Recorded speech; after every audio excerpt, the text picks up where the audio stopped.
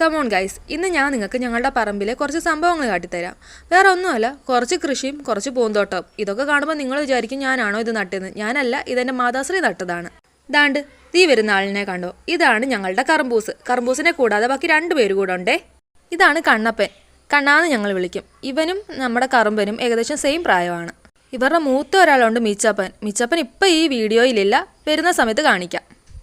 ഇവരാണ് ഈ ഒരു കൃഷിത്തോട്ടത്തിൻ്റെയും ഈ ഒരു പൂന്തോട്ടത്തിൻ്റെയും ഒക്കെ നോട്ടക്കാർ. വൈകുന്നേരമാണ് ഇവരുടെ പ്രധാന ഡ്യൂട്ടി ടൈം. വീട്ടിൽ തന്നെ ഇങ്ങനെ ഒരു പച്ചക്കറി തോട്ടം ഉള്ളതുകൊണ്ട് വെളിയിൽ നിന്ന് കുറച്ച് പച്ചക്കറി വാങ്ങേണ്ട ഒരാവശ്യം ഇപ്പോൾ വരുന്നില്ല. പിന്നെ പൂന്തോട്ടത്തിലോട്ട് വന്നാൽ കുറച്ചൊക്കെ ഞാൻ നട്ടതാണ്, എന്നാലും കൂടുതലായിട്ട് നമ്മുടെ മാതാശ്രീ നട്ടതാണ് വന്നേക്കുന്നത്. ഈ കാണുന്ന ചെടിയില്ലേ, ഇതെൻ്റെ അമ്മ നട്ട ചെടിയാണ്. ഇത് ഞാൻ നട്ടതൊന്നുമല്ല.